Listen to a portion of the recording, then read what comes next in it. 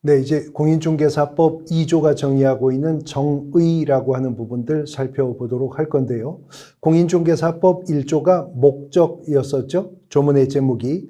공인중개사법 2조는 정의라고 되어 있고, 공인중개사법 2조는 1호부터 6호까지 규정이 되어 있습니다. 6개의 문장을 깔고 있는데 그 6개의 문장이 모두 다 낱말 뜻풀이들입니다. 확인해 보시면 25페이지 1번의 중개 개념 보시죠. 중개라 함은 제3조의 규정에 의한 중개대상물에 대하여 거래 당사자 간의 매매, 교환, 임대차, 그 밖의 권리의 득실 변경에 관한 행위를 알선하는 것을 말한다. 중개가 무엇인지에 대해서 낱말 뜻풀이를 하고 있죠. 페이지를 넘어가서요. 29페이지에 보시면 중개업 맨 위에 줄, 29페이지 맨 위에 줄에 보시면 중개업이라 함은 이러쿵 저러쿵 한 것을 말한다 라는 문장 나오잖아요. 또 페이지를 넘어가서요. 31페이지에 보시면 개업공인중개사, 개업공인중개사라 함은 이러쿵 저러쿵 한 자를 말한다. 지금 다 낱말 뜻풀이가 나오고 있어요. 공인중개사법 2조가 6개의 용어의 낱말 뜻풀이를 하고 있는데 이런 정의라고 하는 것이 법에 존재해야 되는 이유를 먼저 간단하게 설명을 드리면, 법이라고 하는 것은 입법자가 입법을 한 당시에 추상적인 어떤 문구로 조문을 구성을 할 겁니다.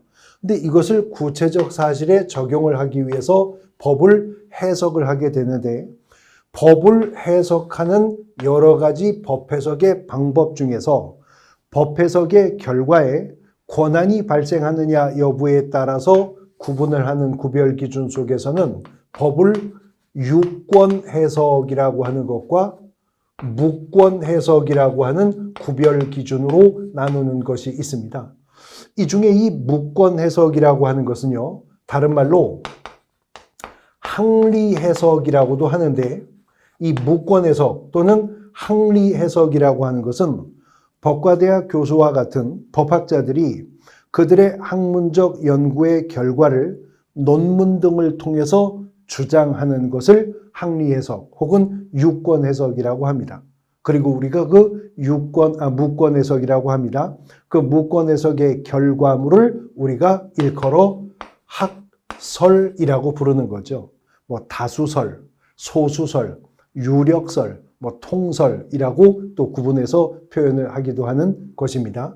이런 무권 해석은요, 장차 유권 해석의 이론적 기반을 뒷받침한다는 점에서 간접적인 의미가 있는 것이지 직접적인 법 해석의 권한이 발생하지는 않기 때문에 무권 해석이라고 하는 겁니다.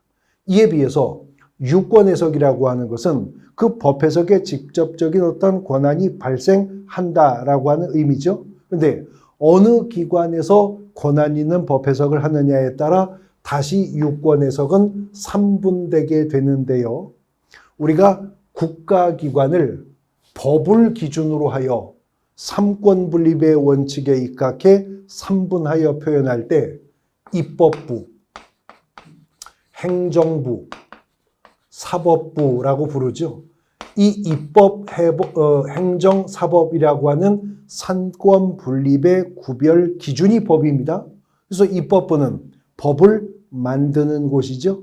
그러면 행정부는 입법부가 제정하여 공포한 법을 가지고 적용하여 집행을 하는 것이고, 법에 대한 최종적인 해석과 판단은 어디서 하는 거예요? 사법부에서 하는 것이죠. 그래서 우리가 그 사법 해석의 결과물을 뭐라고 해요? 판례라고 하는 거잖아요. 헌법재판소 판례, 대법원 판례, 뭐 고등법원 판례, 하급심 판례라고 하는 거죠. 원래 법을 해석하는 기관은 사법부이니까요. 근데 행정부는요, 법을 제정하거나 법을 해석하는 기관이 아니라 법을 적용해 집행하는 기관이죠. 단 행정부가 입법부가 제정하여 공포한 법을 집행하기 위해서 부여받은 권한 범위 내에서 일정한 유격을 잡을 수가 있는데 우리가 이것을 행정 해석이라고 합니다. 뭐 국토교통부의 유권 해석에 따르면 이 사안에 대한 유권 해석이 이렇다든가 이런 것들은 행정 해석을 말하는 거죠.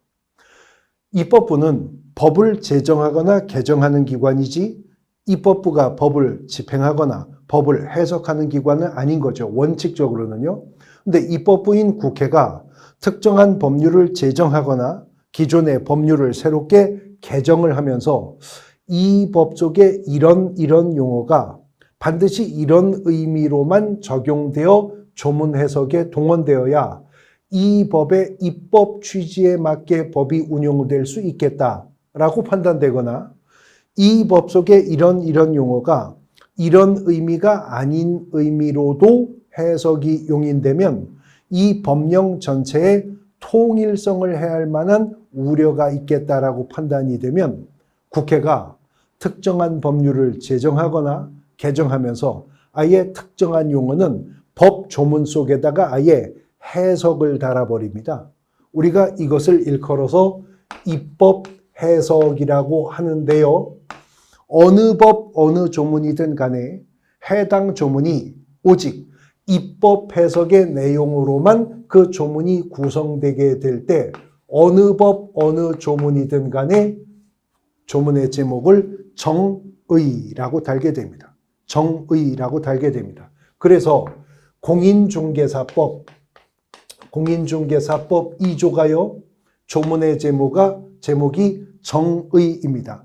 그리고 공인중개사법 2조는 1호부터 6호까지 6개의 용어를 정의하고 있는데 조문 순서대로 나열해 보면 2조 1호가 중개입니다. 2조 2호가 공인중개사이고요.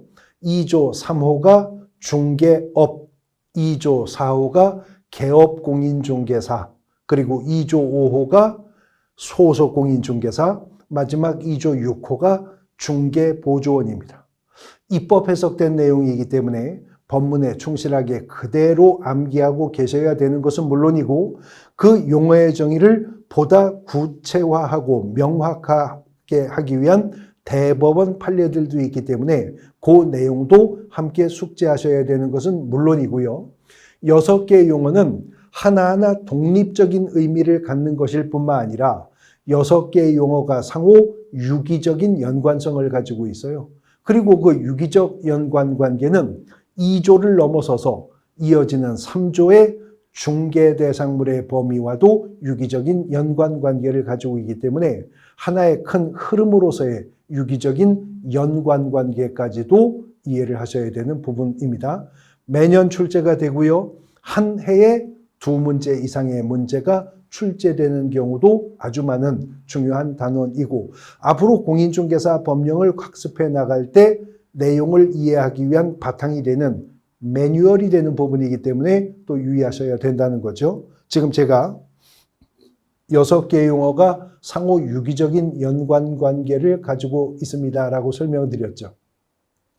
그 유기적인 연관 관계에서 측면에서 보면 6개의 용어 중에서 가장 정점에 있는 타이틀이 공인중개사법 2조 3호가 정의하고 있는 중개업입니다.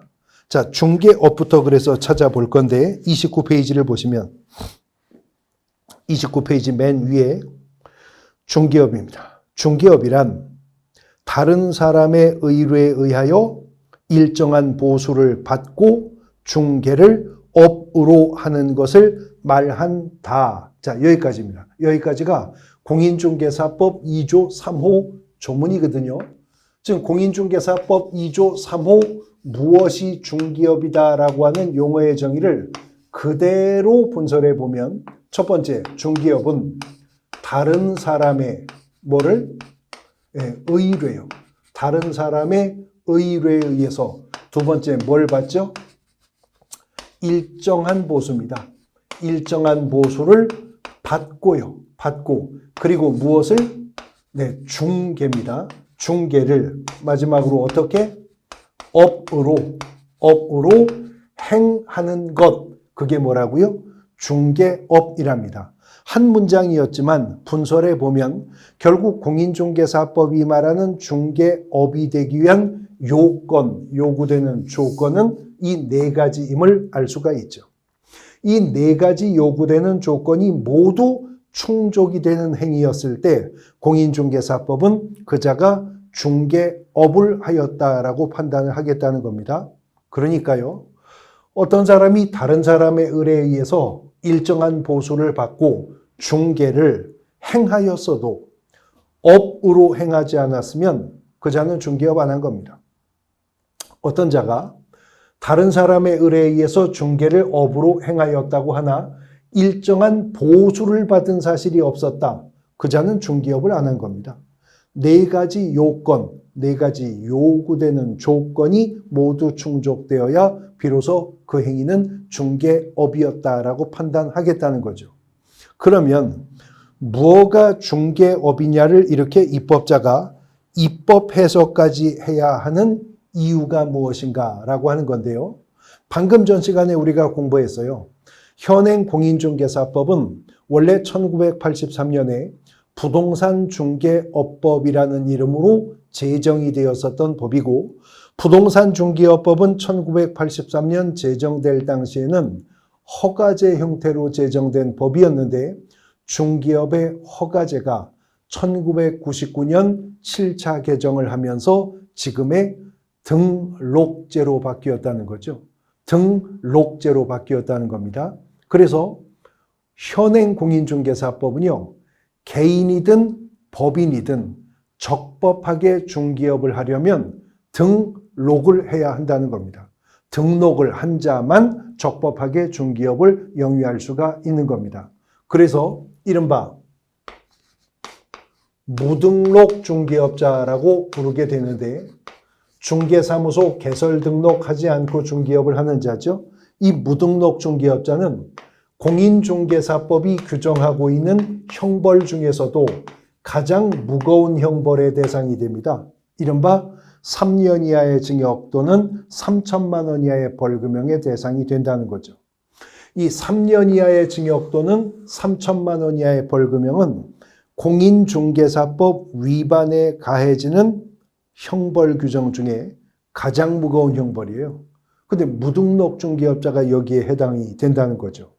그런데 우리 공인중개사법이 어떤 자를 무등록 중개업자로 판단해 3년 이하의 징역 또는 3천만 원 이하의 벌금형을 부과하려면요, 어떤 자가 무등록 상태에서 중개업이라고 하는 것을 했을 때 이 자를 무등록 중개업자로 처벌할 수 있겠죠. 그러려면 등록의 기준과 절차가 어떠하다는 제도가 입법되기 전에 무엇이 중개업인지에 대한 개념이 명확해야 할 것이잖아요. 그러니까 공인중개사법은 일찍이 2조를 통해서 다른 사람의 의뢰에 의해서 일정한 보수를 받고 중개를 업으로까지 행했다면 그 자는 중개업을 한 것이고, 이 네 가지 요건을 모두 충족하는 행위를 한 자가 중개사무소 개설 등록되어 있지 않다면 그 자는 뭐죠? 무등록 중개업자로서 3년 이하의 징역 또는 3천만 원 이하의 벌금형으로 처벌이 될 것이다 하는 겁니다. 그래서 중개업에 대한 용어의 정의가 나오는 건데요. 중개업은요, 다른 사람의 의뢰에 의해서 일정한 보수를 받고 업으로 행한 행위가 어떤 행위? 중개행위였을 때 중개업이 되는 거죠. 그러니까 이 법자가 중개업이 무엇인지의 큰 틀을 잡기 전에 일단은 중개가 무엇인지부터 명확히 해야 하겠다라고 판단을 했겠죠. 그래서 공인중개사법 2조가 6개의 용어의 정의 중에서도 맨 앞에 2조 1호에서 중개부터 정의를 하는 겁니다. 다시 교재를 앞으로 가서 25페이지에 보시면 25페이지 이제 중개입니다. 중개. 맨 위에 줄 중개라 함은 제3조의 규정에 의한 중개 대상물에 대하여 거래 당사자 간의 매매, 교환, 임대차, 그 밖의 권리의 득실 변경에 관한 행위를 알선하는 것을 말한다. 역시 한 문장을 통해 무엇이 중개인지를 정의했죠. 근데 그 한 문장을 똑같은 방식으로 분설해 보면 일단 중개라 함은 제 몇 조요? 3조 규정에 의한 중개대상물에 대하여 중개대상물의 범위가 법으로 정해질 것인데 지금 2조인데 바로 이어지는 3조가 정할 것임을 이미 2조에서 언급, 예고, 암시하고 있죠.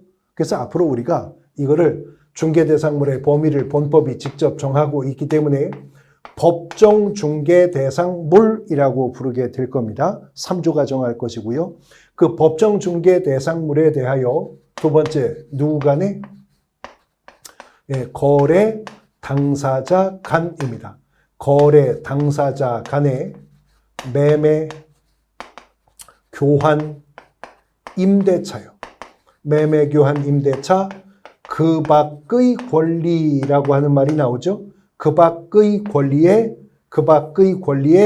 득, 실, 변경에 대하여 어떻게 하는 거? 알선을 하는 것. 그것이 바로 중개랍니다. 중개란 법정 중개 대상물에 대해서 거래 당사자 간의 매매, 교환, 임대차, 그 밖의 권리의 득실 변경을 알선을 하는 것이 중개고요. 그러한 중개 행위를 다른 사람의 의뢰에 의해서 일정한 보수를 받고 업으로까지 행하였다면 그 자는 중개업을 한 것으로 판단을 하겠다는 것이죠. 그러니까 보면 중개와 중개업의 관계는요. 중개라고 하는 것은 중개업이 되기 위한 4가지 요건 중에 하나인 거죠. 포함관계 속에서요. 그러면 그 중개의 용어의 정의를 펼쳐서 다시 한번 중개업을 말한다면 결국 공인중개사법이 말하는 중개업이란 다른 사람의 의뢰에 의해서 일정한 보수를 받고 법정 중개대상물에 대하여 거래 당사자 간의 매매, 교환, 임대차 그 밖에 권리의 득실 변경을 알선하는 행위를 업으로 행하는 것, 그게 중개업이 될 겁니다. 그런데 대답하실 수 있습니다. 이런 중개업을 법인이든 개인이든 적법하게 하려면 현행 공인중개사법은 뭘 해야 된다고? 등록을 했어야 저 중개업을 적법하게 할 수가 있다고 했었잖아요. 그러면 이제 페이지를 넘어가서 31페이지 개업공인중개사. 공인중개사법은 2조 4호에서 정의를 하고 있는데요. 용어의 정의를 보시면 첫 줄입니다. 개업공인중개사라 함은 이 법에 의하여 중개사무소의 개설, 뭐라고 써있죠? 개설, 등록을 한 자를 말한다라고 정의를 내리고 있습니다. 지금 공인중개사법 2조 4호가요. 개업공인중개사에 대해서 용어의 정의를 했는데 뭐라고 했냐면 개업공인중개사라 함은 이 법에 의하여 중개사무소의 개설, 뭐죠? 등록입니다. 등록을 한 자를 말한다라고 정의를 했습니다. 등록을 한 자를 공인중개사법은 개업공인중개사라고 호칭을 할 것이고 등록을 한 자인 개업공인중개사만 적법하게 중개업을 영위할 수 있게 할 것이다. 그러므로 등록하지 않은 자, 다시 말해 개업공인중개사가 아닌 자가 중개업을 했다면 그 자는 뭐가 되죠? 무등록 중개업자로서 3년 이하의 징역 또는 3천만 원 이하의 벌금형의 대상이 될 것이다 라고 하는 것입니다. 그런데 지금 용어의 정의가 개업공인중개사라 함은 이 법에 의한 중개사무소의 개설 등록을 한 자를 말한다 그랬습니다. 놈자자 쓰고 있죠. 등록은 공인중개사법 하에서의 등록은 대인적인 처분이다, 대몰적인 처분이다. 등록의 대상이 사람이다, 물건이다. 사람이라는 걸 알 수 있죠. 등록은 대인적인 처분인 겁니다. 그런데 법에서 말하는 권리의 주체로서의 사람이라고 하는 것은요, 우리와 같은 사람, 지금 이 강의를 진행하고 있는 저도 사람이고 수강하고 있는 여러분들도 사람이죠.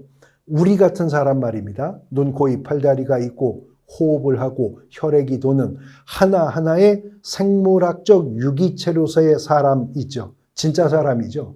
근데 법에서 말하는 사람은 그런 자연인이라고 하는 사람도 있지만 어떤 특정한 단체에게 법인격을 부여해서 그 단체로 하여금 권리와 의무의 주체를 인정하는 개념이 있습니다.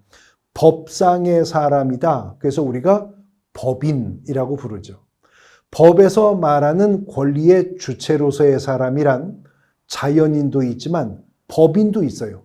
지금 법에서 사람을 말하고 있어요. 공인중개사법 2조 4호에서 사람을 말하고 있으니 개업공인중개사는 그 종별을 크게 일단 양분하면 법인인 개업공인중개사가 있을 것이고 개인인 개업공인중개사도 있겠죠.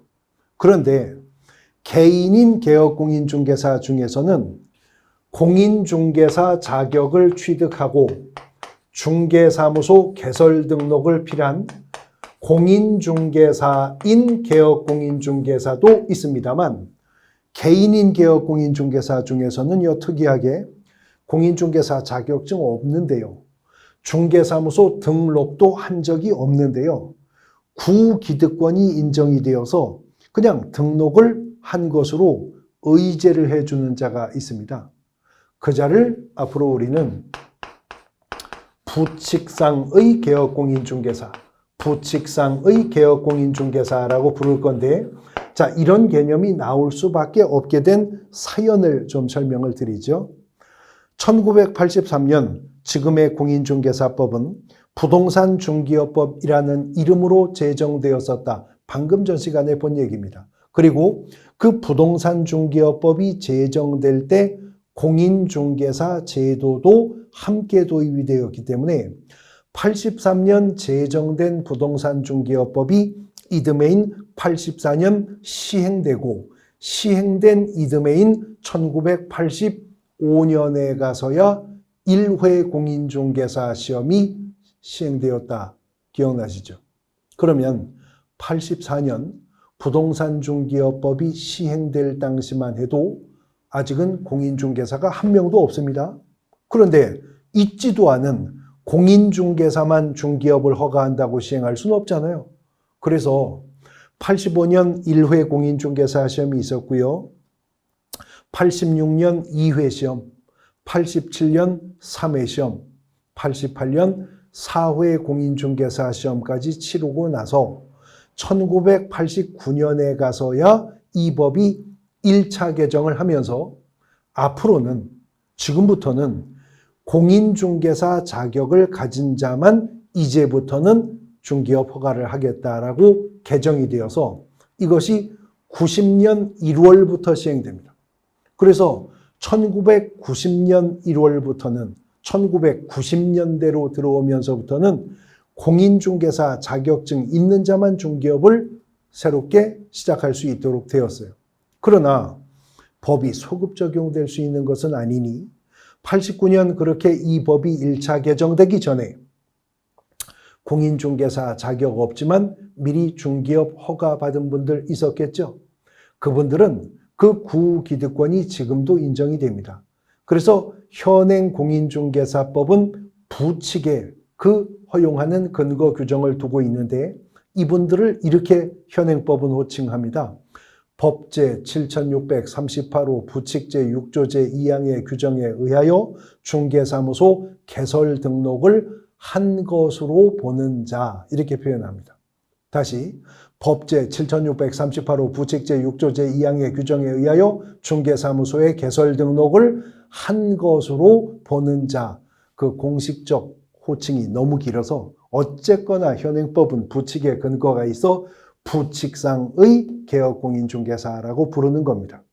자, 제 설명을 들으시는 과정에 이미 자동 이해가 되셨을 텐데 그렇다면 부칙상의 개업공인중개사라고 하는 것은 지금 와서 새롭게 될 수 있는 개념은 아니다 하는 걸 이미 깨달으셨죠? 그러면 다시 원점으로 돌아가서 적법하게 중개업을 하려면 뭘 해야 돼요? 등록을 해야 된다. 그리고 공인중개사법은 등록을 한자를 일컬어 뭐라고 한다? 개업공인중개사라고 한다. 근데 개업공인중개사의 세 가지 종별 중 부칙상의 개업공인중개사는 새롭게 될 수 있는 게 아니라면 새롭게 등록을 하여 개업공인중개사가 된다는 것은 법인인 개업공인중개사가 되거나 공인중개사인 개업공인중개사가 되거나 둘 중에 어느 하나가 되는 길밖에 없겠죠. 그래서 이제 우리가 뒤에 등록의 기준과 절차에서 공부할 건데 공인중개사법 9조 2항에 이런 조문이 나오게 되는 것을 뒤에서 확인하시게 될 겁니다. 공인중개사법 9조 2항이 누가 등록을 신청할 수 있는지를 정했거든요. 근데 뭐라고 하냐면 공인중개사 또는 법인이 아닌 자는 중개사무소 개설 등록을 신청할 수 없다라고 공인중개사법 9조 2항이 규정을 합니다. 자, 공인중개사 또는 법인이 아닌 자는 중개사무소 개설 등록을 신청할 수 없다. 이 부정문을 긍정문으로 바꾸면 법인과 개인은 공인중개사만 중개사무소 개설 등록을 할 수 있다. 그 말이죠. 그러면 우리는 법인이 아니라 개인이니 우리 같은 개인은 공인중개사가 되어야 개설 등록하여 개업공인중개사가 될 수가 있겠죠.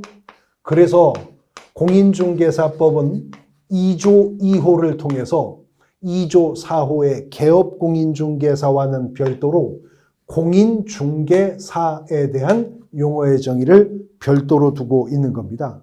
자, 공인중개사에 대한 용어의 정의를 34페이지에서 보십니다.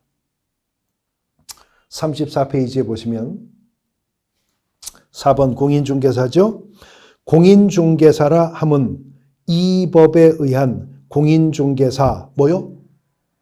자격을 취득한 자를 말한다라고 정의를 합니다. 공인중개사라 함은 이 법에 의한 공인중개사 뭐를? 자격을 취득한 자를 말한답니다. 자, 자격을 취득한 자가 누구예요? 공인중개사입니다. 등록을 한 자는 누구예요? 개업공인중개사입니다. 그러면 이 말, 공인중개사인 개업공인중개사 이렇게 말을 하면 자격을 취득하고 그 다음에 뭐까지? 등록까지 한 자를 공인중개사인 개업공인중개사라고 하겠죠. 자, 그런데 공인중개사 중에서는 그냥 공인중개사가 있습니다. 단지 자격을 취득한 자를 말하는 거죠. 또 공인중개사 중에서는 공인중개사인 개업공인중개사가 있습니다. 자격을 취득하고 등록까지 한 자를 말하는 거죠. 그런데 공인중개사 중에는요, 자격을 취득하고 자기 명의로 등록을 한 게 아니라 자격을 취득한 후 등록을 한 자, 다시 말해 개업공인중개사에게 고용되어서 중개업에 종사하는 공인중개사도 있다는 거죠.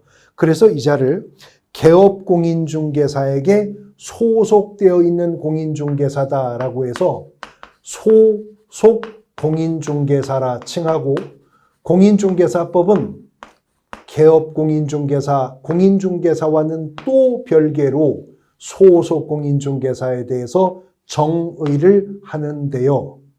공인중개사법 2조 5호의 정의가 있고요. 교재 34페이지를 보시면 34페이지 5번의 소속공인중개사 본문 보십니다. 보시면 소속공인중개사라 함은 개업공인중개사에 소속된 공인중개사 괄호는 생략하고 밑에 로서 중개 업무를 수행하거나 개업공인중개사의 중개 업무를 보조하는 자를 말한답니다. 자, 소속공인중개사란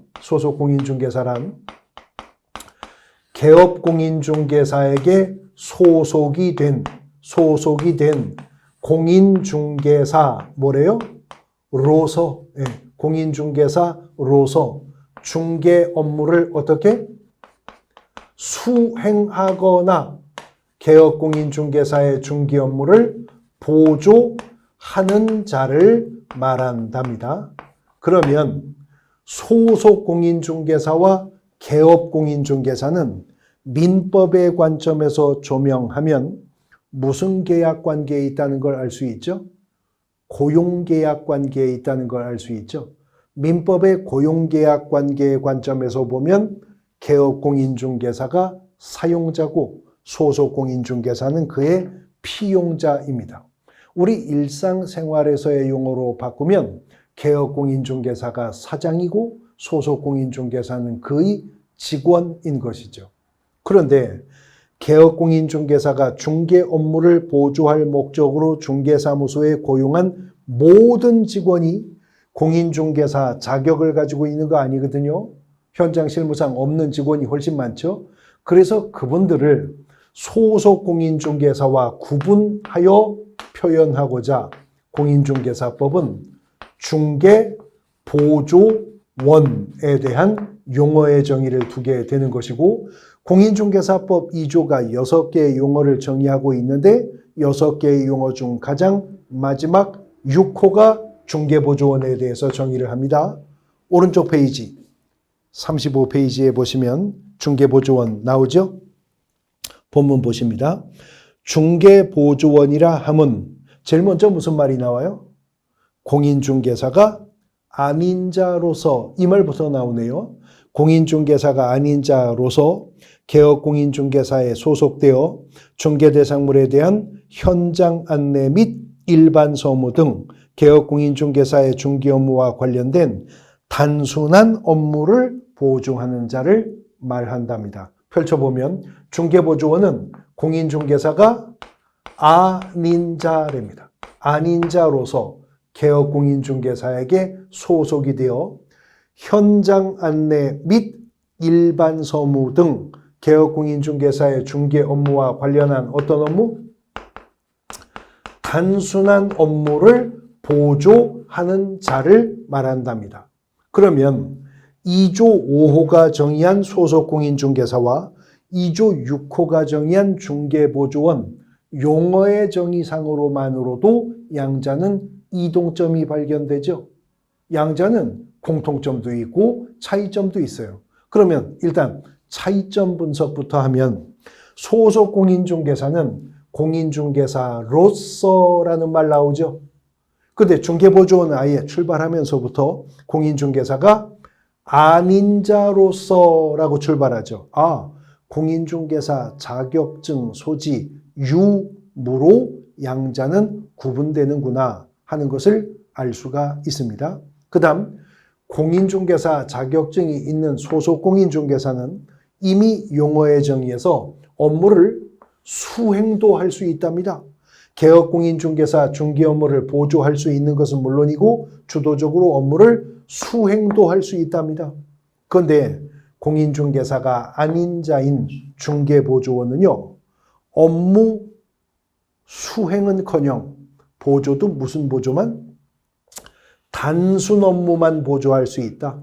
현장 안내 및 일반 서무 등 단순한 업무만 보조할 수가 있다라는 점이 차이점이죠.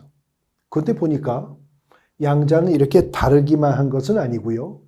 소속공인중개사든 중개보조원이든 개업공인중개사에게 소속된 자라는 점, 즉 민법상 고용계약 관계 속에서 개업공인중개사를 사용자로 하는 개업공인중개사의 피용자 신분에 있는 자들이라는 점 같죠. 또 소속공인중개사든 중개보조원이든 개업공인중개사의 업무를 보조한다는 점도 같죠.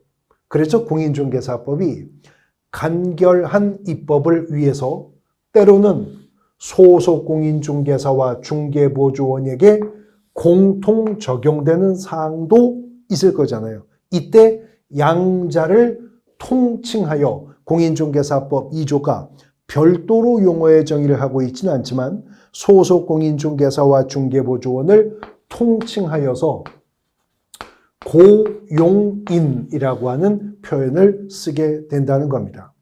그러면 결국 고용인이란 개업공인중개사에게 소속이 되어 개업공인중개사의 중개 업무를 보조하는 자가 고용인인 거죠.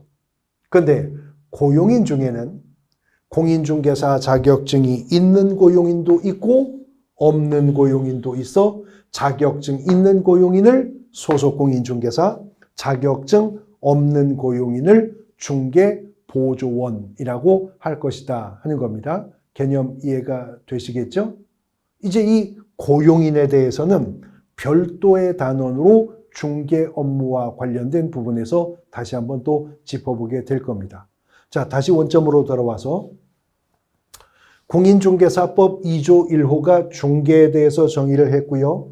2조 3호가 중개업에 대해서 정의를 했는데 관계를 보면 중개는 중개업이 되기 위한 4가지 요건 중에 하나였었던 것입니다. 그런데 일단 중개가 되기 위한 3가지 요건 중에 첫 번째가 뭐라 그랬냐면 제3조 규정에 의한 중개 대상물에 대하여 이렇게 출발했었죠. 즉 막연한 중개의 대상이 되는 물건이면 다 이 법의 적용을 받게 되는 게 아니라 이 법의 적용을 받게 될 중개 대상물의 범위를 법으로 정할 것이고 구체적으로 3조가 정하게 될 것임을 언급, 예고, 암시하고 있는 겁니다.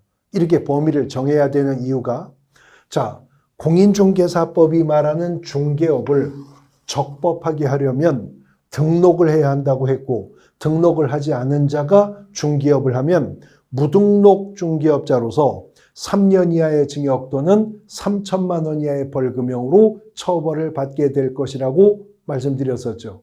근데 여기 중개 대상물이 중개의 대상이 되는 모든 물건이 그런 것이라고 한다면 노량진 수산시장에서 광어, 도다리, 낙지, 꽁치 이런 거 중매하는 분들이 있죠. 중개하는 분들.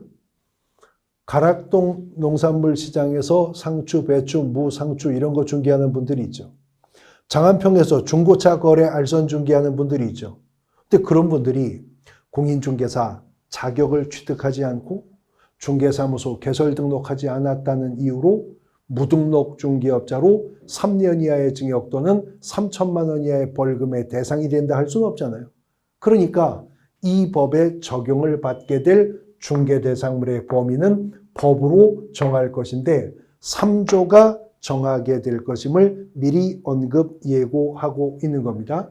그런 법정 중개 대상물에 대해서 거래 당사자 간의 이러한 권리득실 변경을 알선을 행했어도 업으로까지 행했어야 비로소 그 행위가 중개업이 된다는 거죠. 그런데 중개업이 무엇인지는 2조 4호가 이렇게 정의를 했고요. 그 중개업이 되기 위한 4가지 요건 중에 하나인 중개가 무엇인지는 2조 1호가 이렇게 정의를 했는데 중개를 업으로까지 행했어야 그 행위가 중개업이 된다고 하나 어떻게 행하면 그 행위가 업으로 행하게 된 것이냐? 이건 공인중개사법 2조에 정의가 없습니다. 입법 해석되어 있지 않단 말이죠. 그러면 입법 해석되지 않은 부분은 다른 법 해석이 개입될 여지를 주는 거죠. 그래서 어떻게 행하는 것이 업으로 행하게 되는 것인지는 우리가 대법원 판례를 통해서 개념을 정리하게 되는데요. 대법원 판례에 따르면 업으로 행하였다는 것은요. 첫 번째, 대상은 불특정 다수인을 상대로 하는 행위였어야 한답니다. 그리고 업으로 행했다라고 판단을 하기 위해서는 그 행위가 계속적이고 반복적인 행위였어야 한다는 거네요. 그리고 마지막으로 업으로 행했다라고 판단을 하려면 그 행위를 행하는 목적이 영업을 목적으로 하는 행위였어야 한답니다.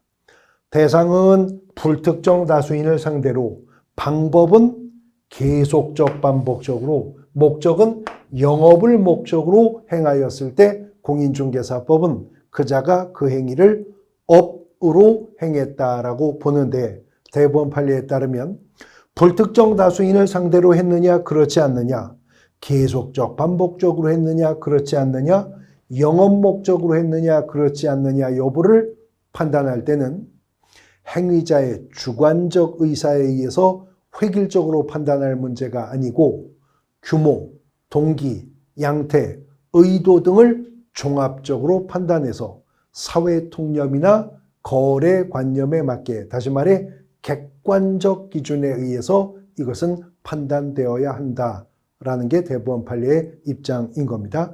자, 중개와 중개업의 관계를 봤는데 이제 3조가 규정하게 되는 중개대상물의 개별적 범위와 개별적 특징들을 살펴보고 다시 중개 연결을 해서 중개업의 보다 구체적이고 명확한 뜻들을 하나의 흐름으로 펼쳐나가 보도록 할 것입니다. 이어지는 시간에 먼저 중개대상물의 범위에 관한 부분 살펴볼 겁니다.